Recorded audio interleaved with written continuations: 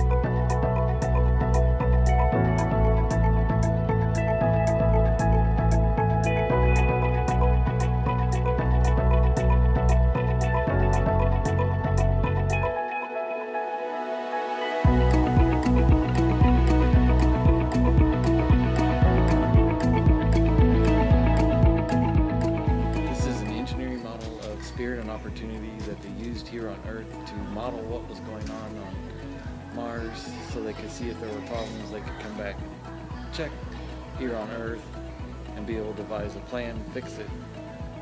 The model is a lot bigger than I expected it to be, which is the exact same size as the one on Mars.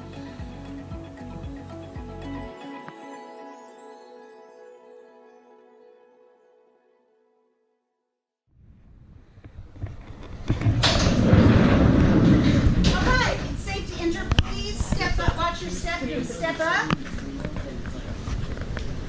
Watch your step. Step up. Hold your pose if you need to.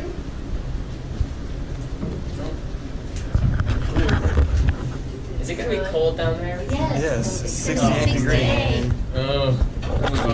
That's why they sell them on sweatshirts. All right.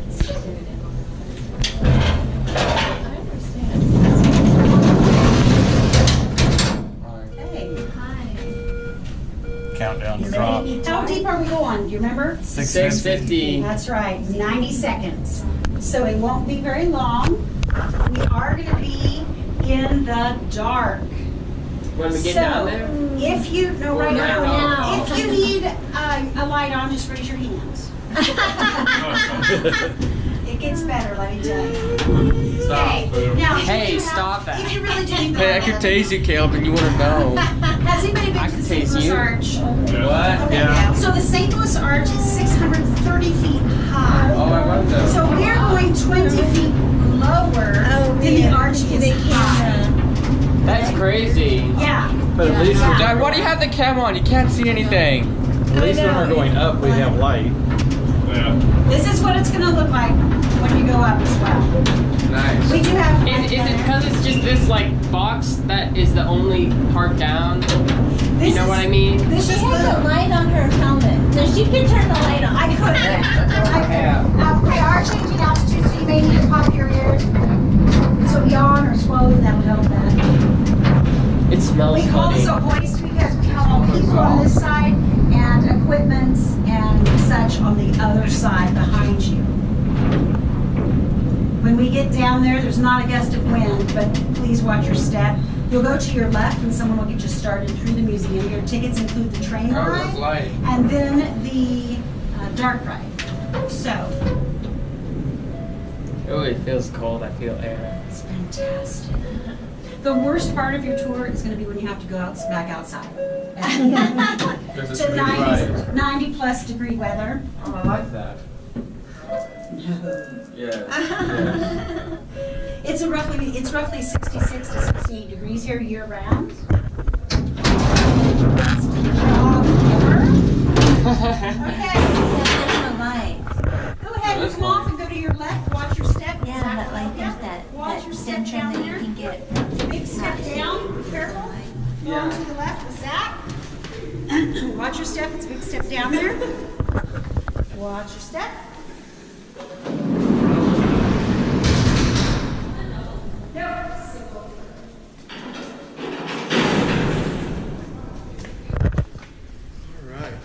Really quick, my name is Zach. I'll go ahead and get you started. So currently you are 650 feet underground. Geologists tell us this area was deposited about 275 million years ago during the Permian period.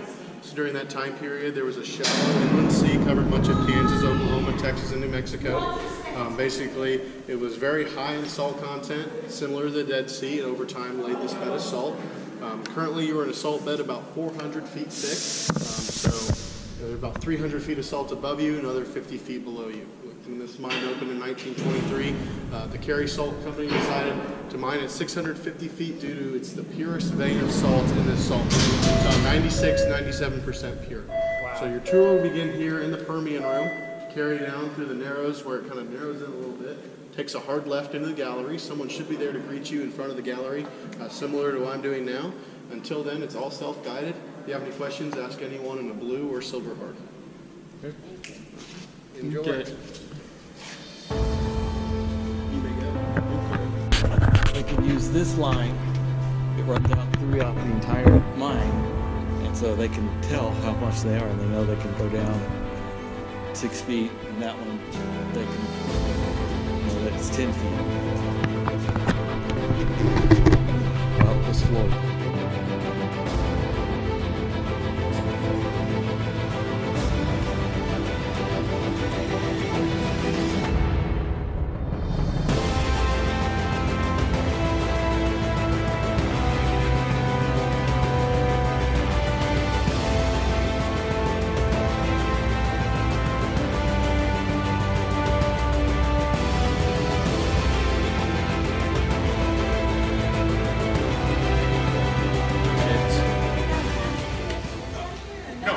Gasoline is explosive, Okay. and it has a very low price point. So they what they use is biodiesel in their combustion engines. B100 it's called. Think of it as French fry. So that would be the combustion engine they use, but they've never used gasoline.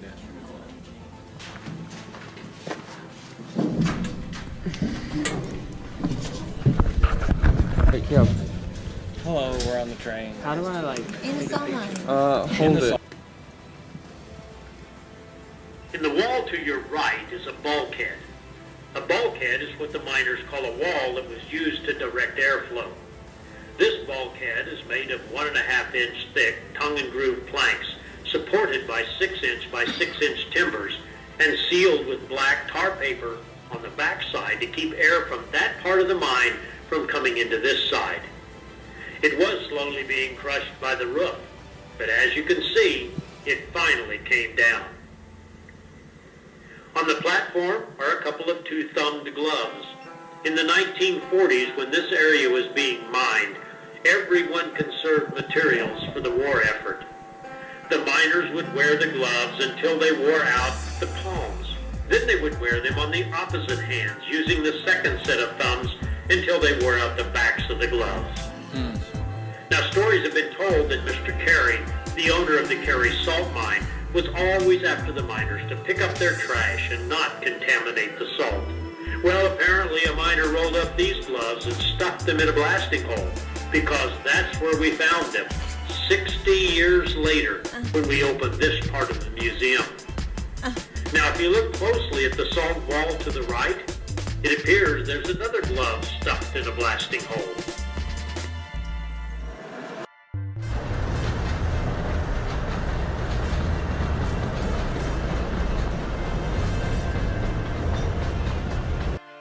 To your left, you'll see a rare sight, what the miners call a roof fall. The pieces on the floor used to be the roof, but over a number of years, the salt started sagging away from the compacted mud layer above it and eventually fell.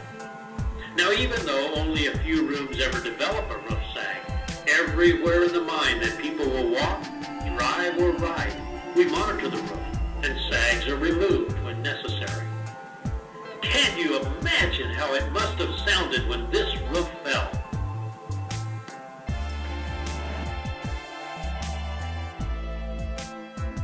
In 1923 to 1983, the miners used a rail system to transport salt from the mine face to the salt skip, where it was hoisted topside. Then in 1983, they switched to a conveyor belt system. On the left is a car that was used to haul salt, and railroad tracks that were abandoned when mining left this area in the 1950s. The miners would use the same rails and ties over and over, since bringing more down the skip was both time-consuming and costly. Our train crew ripped up and hauled back abandoned rails and ties from the mine that were used for our train track. Almost 5,000 feet of rail for the track you're riding on.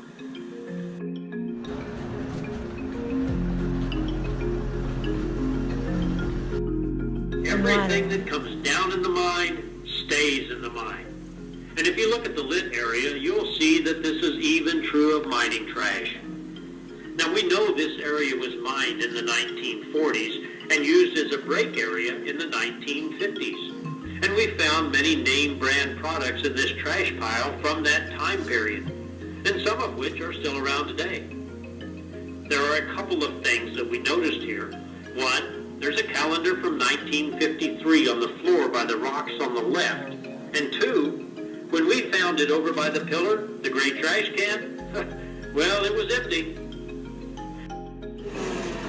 In case you were wondering, trash isn't the only thing miners left underground. And apparently this area was used as a restroom. Oh, no fancy porta pots here. And they weren't very careful with the toilet paper either. And this